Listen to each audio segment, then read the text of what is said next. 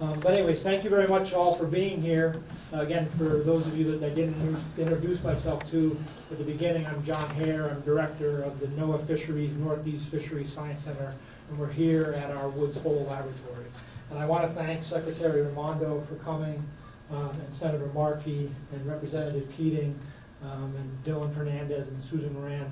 You know, we very much appreciate the emphasis on your support for science in the Woods Hole community, and from a NOAA perspective, for your support for NOAA's mission. It's important to all of us, and I cannot even explain how many people will hear about this visit and understand what your visit means to all of us who conduct science and who work in Woods Hole Village. So with that, I'm going to turn it over to Senator Markey, and we will continue with our event. Thanks, Senator Markey. Thank you very much. Thank you, and thank you for, John, thank you for the incredible tour which we have received today, and to everyone who is here for the fabulous job you do every single day in serving our country and serving the planet. So we thank you so much, and it's an honor to welcome Secretary of Commerce Gina Raimondo to Woods Hole for a community on the front lines of climate change. There's no one better to be on the front lines for President Biden working on these issues. We are the Bay State, but the governor comes from the Ocean State. And so we are partners and have always been working on all of these issues. She is a leader on the biggest stage, and we know that the Northeast will always be proud of her and glad to welcome her back home. And it's great to be joined by my partner in the Massachusetts delegation, Bill Keating. Thank you for all of your great work, and as John said, Senator Sue Moran and Dylan Fernandez, a great state representative from this area. We thank you so much for all the work that you do on an ongoing basis. To John Hare, to you, Peter, where have you gone? Are you still here? Oh, Peter is over there. Peter, thank you. Rick Murray, to Rob from the USGS, and to all of the other countless workers who are here on a daily basis working to keep this as the #1 research institution in the world. It's a one-of-a-kind wonder. Vibrant coastlines, best-in-class researchers and facilities, and a unique ecological vantage point where we can study our planet and our impact on it. Because without Woods Hole, we would be adrift, miles off the pace of where we need to be in understanding our planet's climate crisis, as well as what this crisis means for our oceans, fisheries, and everyone who depends upon them. 70% of the world's surface is ocean. It's water. And we have to understand it and the impact which the climate is having upon it. The climate crisis is the greatest national security, health, moral, and economic crisis of our times. And now, more than ever, we need our researchers to understand what this means for our communities, our fishermen, and for our world. And as the seas continue to rise, Woods Hole remains our scientific safe harbor, keeping us anchored in science and keeping our fishing industry strong. There is no other place in the world like Woods Hole, which is why I invited Secretary Raimondo to tour it with all of you after her confirmation to become our Secretary of Commerce, and to ensure we keep these facilities and work right here where it belongs. The loss of any of these facilities would mean the loss of not just years, but decades, and ultimately more than a century of collaboration at the crux of industry and science. With upcoming investments in infrastructure breakthroughs, Woods Hole will expand upon its roots and bring together scientific leaders from the Woods Hole Oceanographic Institute, the Marine Biological Laboratory, the Woodwell Climate Research Center, and all of the other resources that are here, from NOAA to the U.S. Geological Service, location matters. It breeds discovery. It builds cooperation. It saves money. To borrow a word from our biologists, we have a beautiful symbiotic relationship between the Northeast Fisheries Science Center and the rest of the Woods Hole scientific community. We can and we should continue to invest in this facility, this program, and these collaborations. And because location matters, we should also continue having discussions about future NOAA fisheries collaborations with the Port of New Bedford, which was just named the highest grossing port for the 20th consecutive year.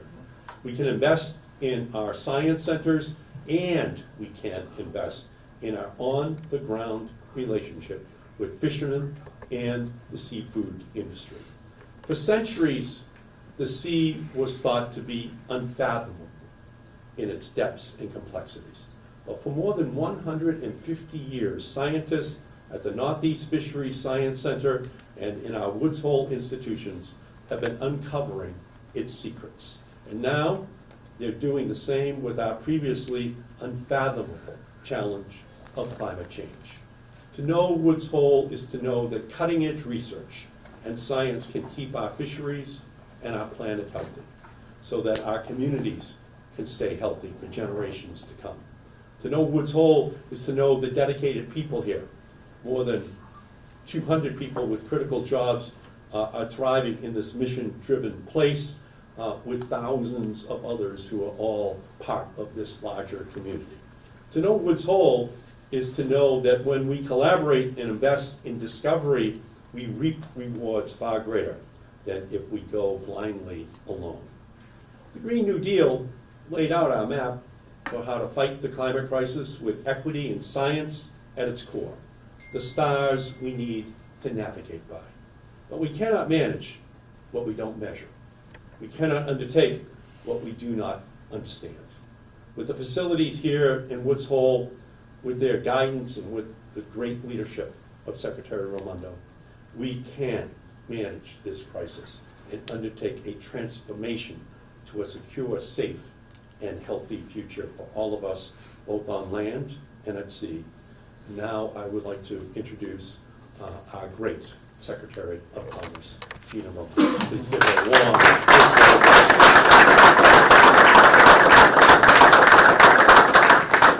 Thank you, Senator Markey. It is fantastic for me to be here with you and your lovely wife. It was wonderful to meet you. And Congressman Keating, great pleasure to meet you, and I look forward to working with you. It is true I serve the whole country, but I do have a special place in my heart for New England, which is, great to be able to work with both of you.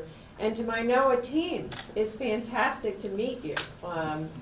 It's been great. I feel very lucky that NOAA is in the Commerce portfolio, and I have long admired the work that NOAA does. Having been the governor of the Ocean State, and of course URI collaborates with NOAA, I'm no stranger to the quality of work and science that happens at NOAA, but now that I'm, part of the team, it's really been wonderful for me to meet you in person and to be able to express my gratitude to each and every one of you, so thank you. I want to begin by thanking my friend Senator Markey for inviting me here today. And I also want you to know how lucky you are that he is your senator, because from the second I spoke to him, right after the president had nominated me, but before I was confirmed, and then again all through the confirmation process, he constantly reiterated to me just how important Woods Hole is. And that's fantastic, because you need somebody in Washington who really cares about the community. And that's what you have in Senator Markey. So we all know about how, his leadership in climate change.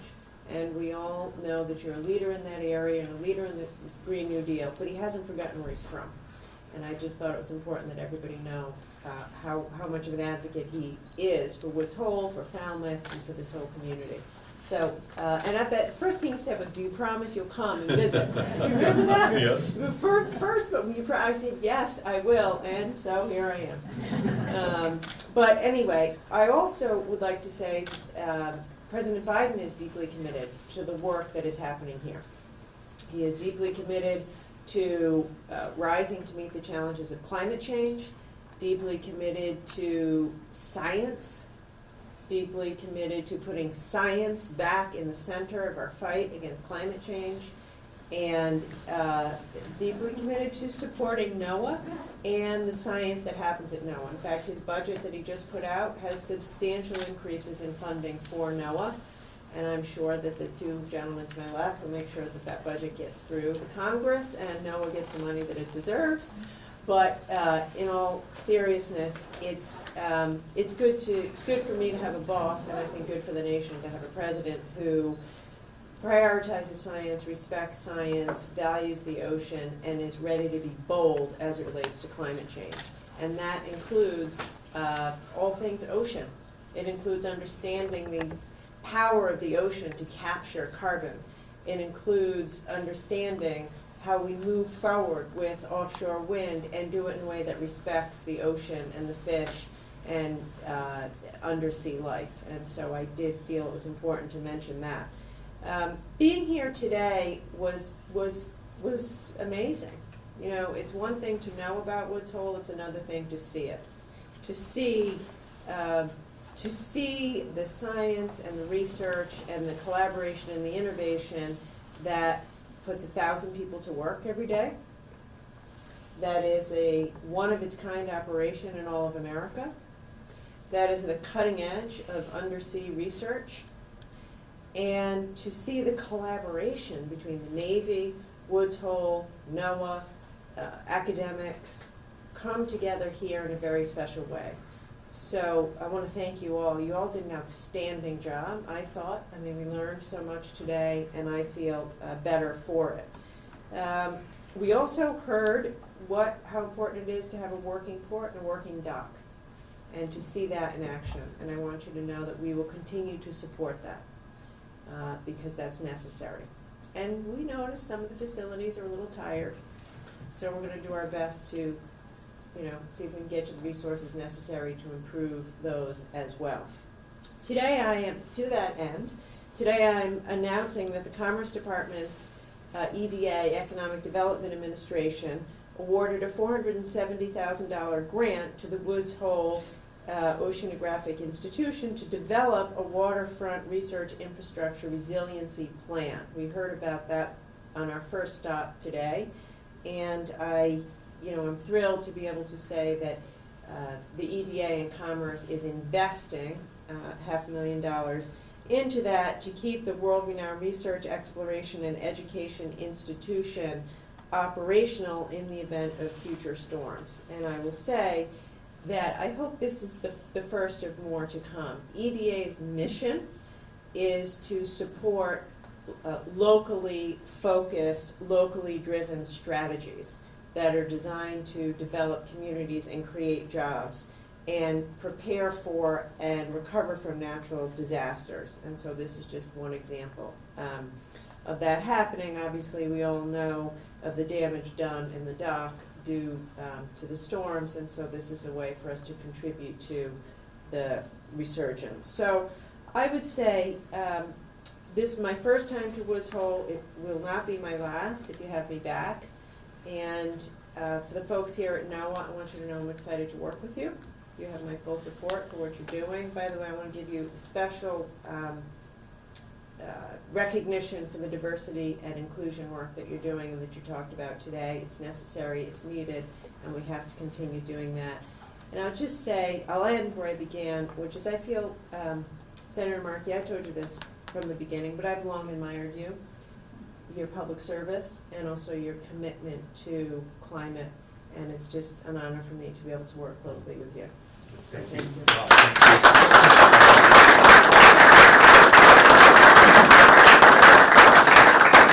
Well, it's our honor to have you here. She's brilliant. She understands the environment. She understands the economy. She's run a state. and she's one of us. So we can't really ask for more than that. And it's just a bonus. It's just a bonus. It's just a bonus that she's also a Rhodes Scholar, you know. So that helps to give us the great confidence that she understands all of these issues. And again, we're Elizabeth Warren and I. We partner with her on a daily basis over in the Senate. Bruno Cretus is here representing her today. We thank you for being here. Nico Mendoza, the State Director, and Hannah Benson, all here representing our great Senator Warren in this effort to make sure that the partnership that we have to have with this Biden administration just is tied stronger and stronger together on an ongoing basis. And towards that end, my great partner in the House of Representatives, Bill Keating, he and I have been friends for many, many years, but he just does a fabulous job as the congressman representing Woods Hole every single day in the United States Congress. So welcome, my great friend. Really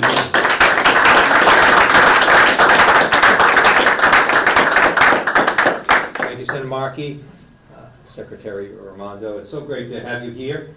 We'll take you up on your offer to come again. We appreciate that. Yeah, it's great to be here with you, with Senator Warren, our partners, high-level staff that's here. Thank you, and thank the Senator for everything she has done partnering with us. My colleagues right here, Senator Sumaran, Representative Dylan Fernandez. It's great. It's, you know, particularly, you know, at the state level and with so many of us, we've lived our lives through Zoom and WebEx and Team, things I didn't know existed. We've been on video more than the fish population that's on video all the time here. And it's so great to be here, as everyone mentioned. We're here in a public gathering, many of us without masks, and this is possible in large measure because of science and research, or we wouldn't be here the way we are now without science and research.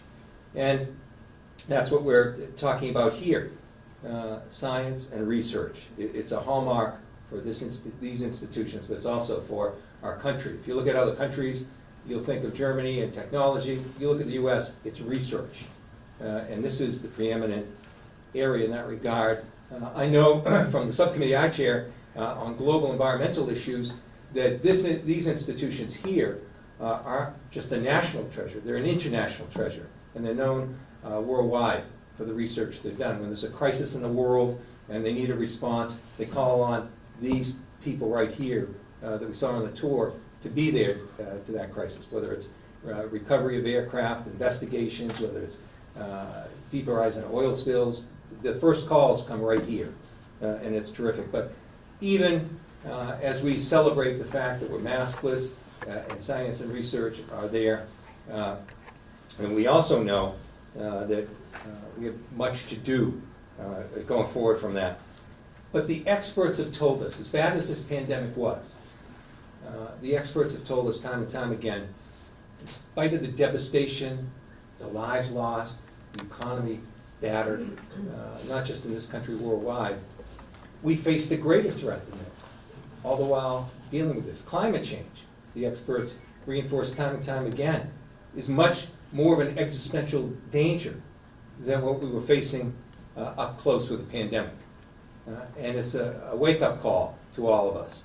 You know, we used to be briefed, the Senator knows this, on the greatest threats existentially, and they would be nuclear warfare, they would be climate change, and pandemics. And I always thought in that trio that, well, we wouldn't have to worry about pandemics that much, we'd be prepared for it. So it shows you, for those that didn't understand this before, the existential nature of dealing with climate change.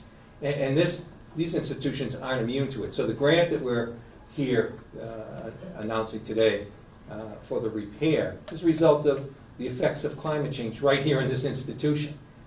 Particularly the 2018 storms that came up, and they're becoming more frequent, becoming more violent. And I know the region well because I live just a few miles from here. and they come up almost without warning sometimes. So that money is well appreciated and necessary just to start us in the process of fortifying the Iceland dock in particular. If we don't have that moving and repaired, we're not going to be able to continue our work in that regard.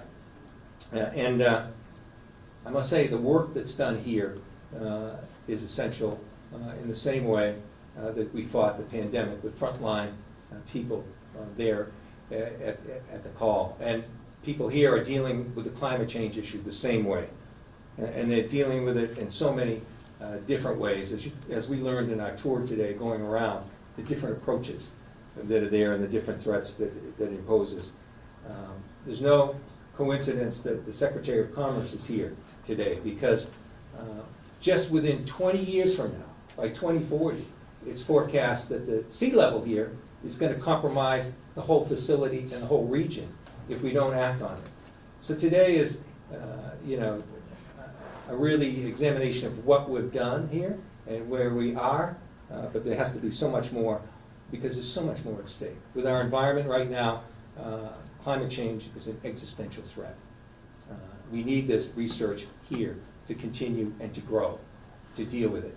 We also know there's security issues. I know from the Armed Services Committee that I'm a member of, the connection here with the Navy in particular and armed services, it's critical for our security needs. We are falling so far behind in the Arctic and behind Russia, behind China in that regard, and we have to be expanding our services here and our research here to go forward to help keep our country secure in that respect. Environmentally, with the offshore wind, the first major offshore wind development in the country, forecast between New Bedford and Martha's Vineyard. We're going to need that research to continue, to grow. And in terms of the economy, what's being done here is essential. We have growth industries like aquaculture, we have offshore wind.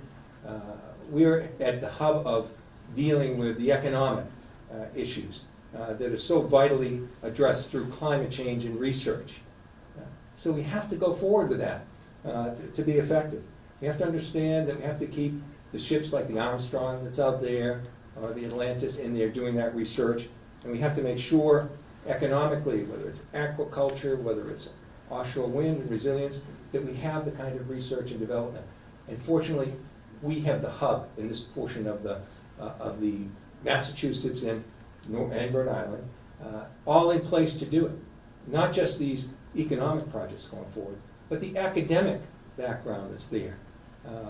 URI, Madam Secretary, which you're well familiar with, SMAS at University of Massachusetts, the best engineering school in Mass Maritime, the community college, with Cape Cod Community College and with Bristol Community College, doing education and training going forward. All these things are in place, as well as the physical areas that are so important to that research that we earn through part of our tour today. So today isn't a victory lap of just talking about getting the grant and remembering the very important words today of our secretary, that there will be more to come.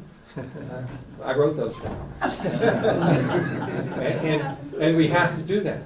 We have to do it not just for this community, not only for the Commonwealth, not only our region, we have to do it for our country, and we have to do it globally. So I want to thank you for all the work we saw you, that you've been undertaking here today. It's a great refresher of how important the work is for our country and our existential needs. And I just want to say that you've got a team here today, administration and congressional members, that are going to work hard to make sure we're going forward, to make sure that the next step is fortifying that infrastructure and the expansion of that infrastructure that everyone knows full well how important that is, and we're planning that now. We're asking for support on those things now, both from the Commonwealth and the federal government. And so we will have you back, and we'll be talking about those issues, Madam Secretary, and I'll be joined with people like Senator Markey and Senator Warren, our congressional delegation, as well as our leaders here in the Commonwealth. It's so important, their role as well, going forward. It's a state of a springboard forward, not the finish line. Our work is ahead of us, and these Woods Hole Institutes will be at the vanguard of that. Thank you.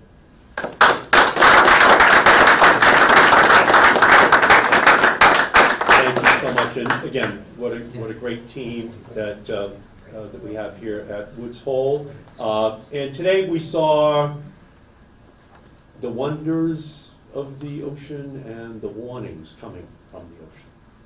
That it is received and delivering to us about the impact of climate change, and we have just a great team that Joe Biden has put together, led by the Secretary, in order to respond.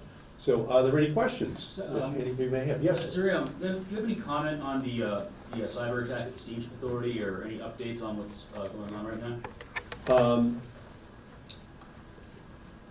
Obviously, the Russians, the Chinese, the North Koreans, and others are going to be engaged in ongoing cyber attacks at the United States.